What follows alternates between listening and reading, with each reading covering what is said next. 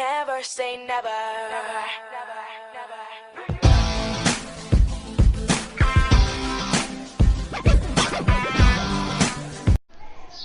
Good morning students. आज का हमारा टॉपिक है postural deformities. So what is posture?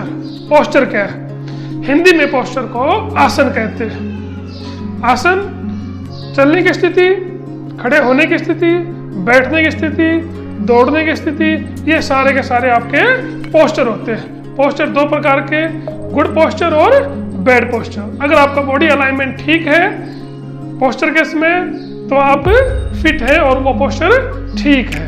अगर आपका बॉडी अलाइनमेंट चेंज हो जाता है, बैड पोस्चर हो जाता है, तो समझो आपको पोस्चरल डिफॉर्मिटीज हो सकती है। देखिए, आपके पेरेंट्स, आपके टीचर्स आपको बार बार स्कूल्स के अंदर, घर पे रोकते टोकते रहते हैं कि सिट प्रॉपरली, अच्छे से बैठो, अपनी बैक को टच करके, और खड़े होने की स्थिति भी आपकी ठीक होनी चाहिए। वो क्यों टोकते हैं? क्योंकि यदि आपका पोस्चर ठीक नहीं होता है, बॉडी अलाइनमेंट ठीक नहीं होता है, तो आपको पोस्चरल डिफॉर्मिटीज होने की पॉसिबिलिटीज हो जाती है। इसलिए उनका कहना मानना चाहिए आप लोगों को और सही ढंग से बैठना चाहिए। अब कौन कौन सी डिफॉर्मिटीज हो सकती हैं वो देखते हैं। सबसे पहले है फ्लैट फुट। फ्लैट फुट, आपको पता होगा कि फ्लैट फुट क्या होता है। हमारे पैर में फैट पे एक ऐसा, फिट के ऊपर एक ऐसा कर्व सा रहता है, लेकिन फ्लैट फुट के अंदर ये बिल्कुल फ्लैट रहता है, ये कर्व मिसिंग रहता है कुछ केसेस के अंदर, कुछ लोगों को, और फ्लैट में ऐसा फ्लैट आपका पैर हो जाता है। अब ये किसकी वजह से होता है? इसके कॉजेज क्या है? वीक मसल्स सबसे मेन रीजन जो है, सबसे मेन बड़ा कॉज जो है वो है वीक मसल्स। अगर आपकी फिट की, आपके पैरों की मसल्स वीक होंगी तो आपके वेट को, आपके बॉडी वेट को वो बियर नहीं कर पाएगा और आपका कर्व जो है वो धीरे धीरे धीरे कम होकर के और फ्लैट हो जाएगा। आपका बॉडी वेट ज़्यादा हो, आप ओबेसिटी हो, तो आपको फ्लैट फुट हो सकता है। अगर आप इम्प्रॉपर शूज ना पहनते हो, गर्ल्स खासतौर के ऊपर, तो भी आपको फ्लैट फुट हो सकता है। कैरिंग हैवी वेट, अगर आप ज़्यादा वजन उठाते हैं तो भी आपको फ्लैट फुट हो सकता है। यदि आपने बचपन में ज़्यादा वजन उठाया है तो आपको फ्लैट फुट हो जाता है। अब इसकी रेमेडीज क्या होंगी फ्लैट फुट की? सबसे पहले रेमेडीज है walking on heel and toes. Heel and toes के ऊपर वॉक करना है आप लोगों को, रोप स्किपिंग करनी है, ये वाली आपको करते रहने हैं, तो इससे आपका फ्लैट फुट ठीक हो सकता है। इसके अलावा रेमेडीज और भी है, जैसे जो मार्बल्स होते हैं ना, गोलियां जो हम लोग खेलते हैं, उसको फर्श पे डालिए और अपने पैर के अंगूठे से और उंगली से उनको पिक करना है, उठाना है और दूसरी जगह रखना है। इससे भी आपका फ्लैट फुट ठीक होता है। फोर्थ है, एक टॉवल को जमीन पे गिराइए और उसको हील से दबा करके और टोज से उसको इस प्रकार से क्लोज करना है। इससे भी आपका फ्लैट फुट ठीक हो सकता है। फिफ्थ इसके अंदर रेमेडी है कि आप स्टेयर पे जाइए, स्टेयर सीढ़ियों के पास, सीढ़ियों पर, और अपने टोज के ऊपर खड़े हो जाओ, अपने पंजों के बल खड़े हो जाओ और आप इस प्रकार से करो। ये भी एक बेस्ट रेमेडी है किसके लिए? फ्लैट फुट के लिए। तो ये तो था फ्लैट फुट। उसके बाद में है नॉक नी। नॉक नी यानी घुटने जो है वो आपके टकराने लगते हैं, इसको कहते हैं नॉक नी। इसकी वजह क्या हो सकती है? बैलेंस डाइट न लेना, विटामिन डी की कमी होना, कैल्शियम और फास्फोरस की कमी होना, ये जो है ये कुछ कॉजेज है नॉक नी के। अब इसकी रेमेडीज क्या होंगी? सबसे पहली रेमेडी है हॉर्स राइडिंग। अगर पॉसिबल हो तो आपको हॉर्स राइडिंग करनी चाहिए, इससे आपकी नोकनी जो है वो ठीक हो जाती है। नोकनी के अंदर मैंने बताया कि आपके घुटने जो है वो टकराने लगते हैं। गर्ल्स के अंदर जो फीमर बोन होती है वो अंदर की तरफ झुकी हुई होती है। एक तो वो कि वो अंदर की तरफ झुकी हुई होती है, दूसरा उनका पोस्चर जो है वो भी गलत होता है बैठने का। इस वजह से उनके अंदर ये डिफॉर्मिटीज ज़्यादा पाई जाती है नोकनी वाली गर्ल्स के अंदर। तो एक तो अपना पोस्चर वो लोग ठीक करें, दूसरा बैलेंस डाइट लें, विटामिन डी लें, कैल्शियम फास्फोरस लें, ठीक है, हॉर्स राइडिंग करें, पद्मासन करें और गोमुख आसन करें। अगर ये एक्सरसाइजेज वो लोग करते हैं तो उनका नोकनी अच्छे तरह से क्योर हो जाएगा। उसके बाद में नंबर 3 है बोलेक्स। ये इसका अपोजिट है। नोकनी के अंदर घुटने टच होते हैं, बोलेक्स के अंदर पैरों के बीच में, घुटने के बीच में गैप बढ़ जाता है, बोलेक्स उसको कहते हैं। अब इसके कॉजेज क्या हो सकते हैं? इसके कॉजेज वही हैं कैल्शियम और फास्फोरस, विटामिन डी की कमी, अगर आपके अंदर ओवरवेट है और आपकी मसल्स वीक है तो भी आपको बोलेक्स हो सकता है। अब इसकी रेमेडीज देखते हैं कि किस प्रकार से हम अपने बोलेक्स को ठीक कर सकते हैं। सबसे पहला बैलेंस डाइट, हमें बैलेंस डाइट लेनी चाहिए और बैलेंस डाइट के अंदर हमें विटामिन डी, कैल्शियम, फास्फोरस इत्यादि को बढ़ाना चाहिए। इसके अलावा अर्धबतेंद्रिय आसन जो है वो हम लोग करते हैं तो हमारा बोलेक्स ठीक हो सकता है। उसके बाद में है राउंड शोल्डर। राउंड शोल्डर जो है ये हेरिडिटी की वजह से हो सकता है, यानी वंशानुक्रमण की वजह से हो सकता है। यदि आपकी फैमिली में किसी को है तो आपको राउंड शोल्डर हो जाता है, हो सकता है। इसके अंदर लेक ऑफ प्रॉपर एक्सरसाइजेज, अगर आप प्रॉपर एक्सरसाइजेज नहीं करते हो तो भी आपके शोल्डर राउंड शोल्डर हो सकते हैं। राउंड शोल्डर के अंदर आपकी बैक जो है वो थोड़ी सी झुक जाती है, ये कंधे भी नीचे की तरफ झुक जाते हैं, इसको कहते हैं राउंड शोल्डर। राउंड शोल्डर कि ये कॉजेज थे। अब इसकी रेमेडीज देख लेते हैं। हम लोगों को चक्रासन करना चाहिए, धनुरासन करना चाहिए। चक्रासन और धनुरासन ये अगर आप प्रतिदिन करते हो तो आपके राउंड शोल्डर ठीक हो सकते हैं। हॉरिजेंटल बार, अगर आप हॉरिजेंटल बार के ऊपर कुछ समय के लिए लटकते हो तो भी आपके राउंड शोल्डर ठीक हो सकते हैं। 4th रेमेडी इसकी ये रहेगी कि आप अपने शोल्डर पे इस प्रकार से अपने हाथों को रखिए और क्लॉकवाइज और एंटी क्लॉकवाइज जो है आप इस प्रकार से आपको आगे की तरफ से लेकर के आना है, क्लॉकवाइज और एंटी क्लॉकवाइज, ठीक है। तो अगर ये वाली एक्सरसाइज आप लोग करते हो तो आपके राउंड शोल्डर ठीक हो सकते हैं, ठीक है, ओके। उसके बाद में 5th है काइफोसिस। काइफोसिस जो है एक स्पाइनल डिजीज है, स्पाइनल डिजीज है, मतलब रीढ़ की हड्डी से रिलेटेड है काइफोसिस। काइफोसिस होता क्या है? काइफोसिस के अंदर देखो ये हमारा एक पोस्चर है, राइट पोस्चर, बिल्कुल ठीक पोस्चर है।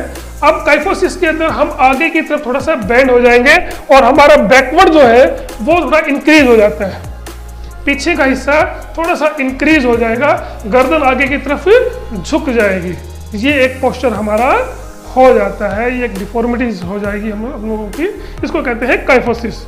काइफोसिस की कॉजेज क्या है? मेल न्यूट्रिशन, अगर आप अच्छी न्यूट्रिशन फूड नहीं लेते हो तो आपको काइफोसिस हो सकता है।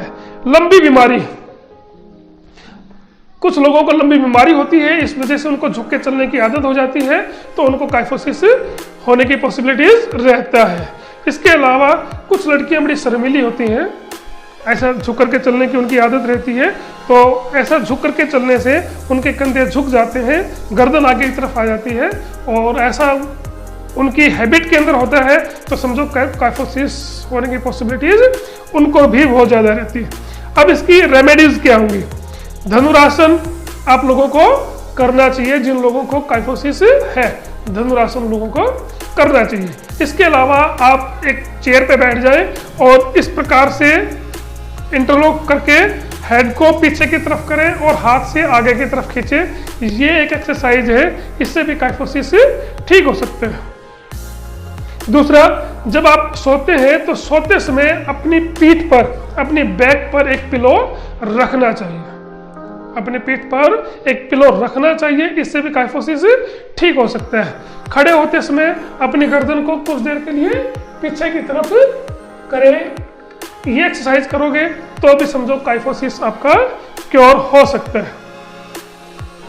चेयर की सिटिंग पोजीशन आपकी ठीक होनी चाहिए, जो बैक है आपकी, हिप है, वो भी पीछे टच होना चाहिए चेयर पे।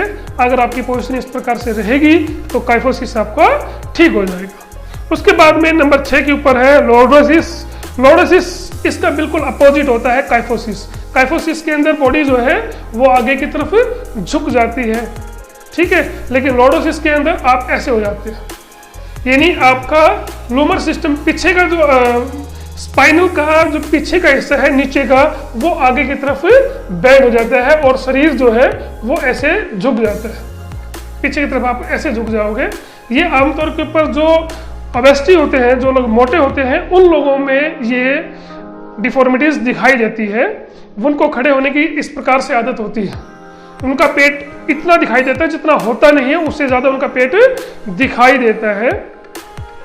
तो ये लॉर्डोसिस है। ये किस वजह से हो सकता है, इसके कॉजेज क्या है? ओबेसिटी, बैलेंस डाइट नहीं लेना, एक्सरसाइज जो है वो बहुत कम करना, और दूसरा है excessive intake of food.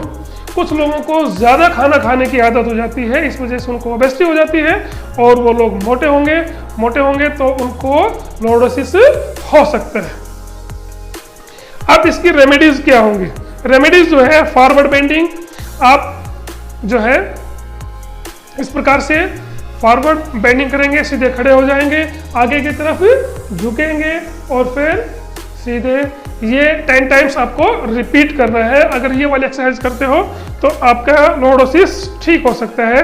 Halasana आपको पता ही है, पैरों को उठाना, सर्वांगासन, और उसके बाद में पीछे पैरों को जमीन पे लगाना, ये हलासन होता है।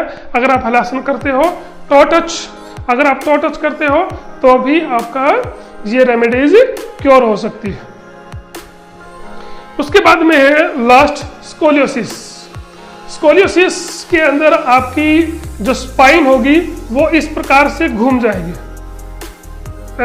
लाइक एस, यानी एस की जो शेप होती है इस प्रकार से घूम सकती है, या लेफ्ट में या राइट में जो है थोड़ी सी बेंड हो सकती है। अब इस डिजीज के मेन जो कॉज है वो ये है कि आपकी ज्वाइंट्स, आपकी जो बोन्स के ज्वाइंट्स हैं, वहाँ पे किसी प्रकार की कोई डिजीज है तो आपको स्कोलियोसिस हो सकता है। इसके अलावा कोई पुराना एक्सीडेंट हो, कोई आपको चोट लगी हो, उसकी वजह से भी स्कोलियोसिस हो सकता है। आपका पोस्चरल डिफॉर्मिटीज तो है ही, पोस्चर तो अगर आपका खराब है तो भी आपको स्कोलियोसिस हो सकता है। सपोज घर पे पढ़ने का आपका तरीका जो है, लाइट एक तरफ से आ रही है और इस प्रकार से बेंड होने का तरीका है, लेट करके पढ़ने की आपको आदत है, तो भी आपको स्कोलियोसिस हो सकता है। ठीक है, अब इसकी रेमेडीज क्या होंगी? रेमेडीज के अंदर, स्कोलियोसिस के अंदर आप ताड़ासन करें, ये वाली एक्सरसाइज आप करते हैं तो आपका स्कोलियोसिस ठीक हो सकता है। हॉरिजॉन्टल बार के ऊपर अगर आप कुछ देर के लिए लटकते हैं तो आपका स्कोलियोसिस ठीक हो सकता है। Toe touching, alternate toe touching आप लोग कर सकते हैं, इससे भी स्कोलियोसिस ठीक हो सकता है। नंबर 5, अगर आप त्रिकोण आसन करें, जिस साइड में आपका स्पाइन बेंड हुई है, समझो आपकी स्पाइन जो है वो राइट साइड में बेंड हुई है, तो आपको लेफ्ट साइड में त्रिकोणासन करना है, उसके अपोजिट साइड के अंदर आपको त्रिकोणासन करना है। ये वाली एक्सरसाइजेस जो है आप लोग करते हो तो आपका स्कोलियोसिस क्योर हो सकता है। ये जो कुछ चीज़ें जो पोस्चरल डिफॉर्मिटीज है, अगर प्राइमरी स्टेज पर हम लोग इसको आइडेंटिफाई कर लेते हैं तो ये ठीक हो सकते हैं, बल्कि इनके ठीक होने की पॉसिबिलिटी बहुत ज़्यादा होती है। अगर इसका लेट पता चलता है तो फिर बड़ी मुश्किल हो जाती है इन चीज़ों को ठीक करने के लिए। तो ये था पोस्चर किसे कहते हैं, पोस्चर क्या होता है, गुड पोस्चर, बैड पोस्चर क्या होता है, और उसकी डिफॉर्मिटीज़ क्या होती हैं। कौन कौन से डिफॉर्मिटीज़ हैं? Flat foot, knock knee, bowlegs, round shoulder, kyphosis, lordosis और स्कोलियोसिस। ये 7 डिफॉर्मिटीज़ हैं और ये एक बड़ा इंपॉर्टेंट टॉपिक था क्योंकि एग्जाम में ये 3 और 5 मार्क का आ सकता है। आई होप कि आपको ये समझ में आया होगा। इससे रिलेटेड जितने भी आपकी क्वेरीज थी, जितने भी आपके डाउट्स थे, वो क्योर हुए होंगे। ओके, इस चैनल को सब्सक्राइब कर दीजिए। Okay, thank you.